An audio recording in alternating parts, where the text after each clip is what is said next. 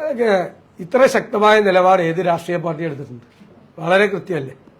പിന്നെ ഞാൻ പറഞ്ഞതുപോലെ ഒരു കുറ്റത്തിന് 2 പ്രാവശ്യം ഒരാളെ ശിക്ഷിക്കാൻ പറ്റും.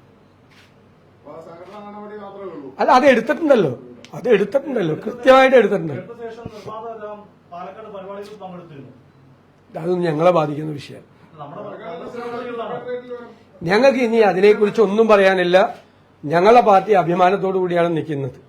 CPM-ൽ റേപ്പ് കേസിൽ പ്രതിയായിട്ടുള്ള ആളുണ്ട്, ഒരു നടപടി എടുക്കാത്ത. മനസ്സിലായി? ഞങ്ങൾക്കൊരു പരാതി പോലും കിട്ടാതെ ഞങ്ങളുടെ ബോധ്യത്തിന്റെ അടിസ്ഥാനത്തിൽ ഞങ്ങൾ കൃത്യമായി നടപടിയെടുത്തു. ഞങ്ങളുടെ സംഘടനയ്ക്ക് ഒരു പോറൽ പോലും ഏക്കില്ല. കാരണം അത്ര ശക്തമായ നടപടിയാണ് ഞങ്ങൾ സ്വീകരിച്ചത്. ഒന്നും പിന്തുണച്ചിട്ടില്ല. KPCC പ്രസിഡന്റൊക്കെ വളരെ കൃത്യമായിട്ട് കാര്യങ്ങൾ പറഞ്ഞു. ഇതൊന്നുമില്ല, അതൊക്കെ അദ്ദേഹം കറക്റ്റ് ചെയ്തല്ലോ. അദ്ദേഹം അത് കറക്റ്റ് ചെയ്തല്ലോ. എല്ലാവരും കറക്റ്റ് ചെയ്തല്ലോ. എല്ലാവർക്കും ഒറ്റ സ്വരമുള്ളൂ. KPCC പ്രസിഡന്റ് പറഞ്ഞതാണ് പാർട്ടിയുടെ അഭിപ്രായം. എന്റെ അഭിപ്രായം അത് തന്നെയാണ്, എല്ലാവരുടെയും അഭിപ്രായം അത് തന്നെ. ഒരു വ്യത്യസ്ത അഭിപ്രായം.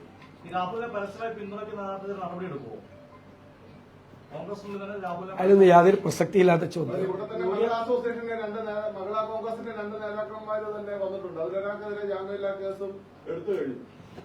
തെറ്റായ കാര്യങ്ങൾ ചെയ്യുന്ന ഒരാളെയും പാർട്ടി സംരക്ഷിക്കില്ല. തിരഞ്ഞെടുപ്പെടുത്ത കാലത്തെ രാഹുൽ മാങ്കുടത്തിന്റെ പേരിൽ പാർട്ടിക്കുള്ളിൽ തന്നെ 2 ചേരിയായോ? ഒരു ചേരിയില്ല.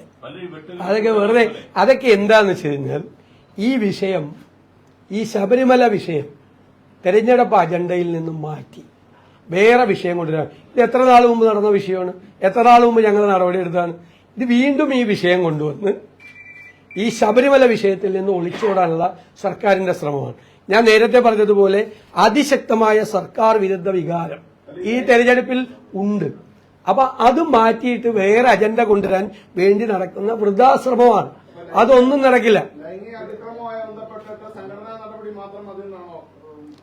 അല്ലല്ല, CPM-നോട് ആദ്യം നിങ്ങൾ ചോദിക്കുക.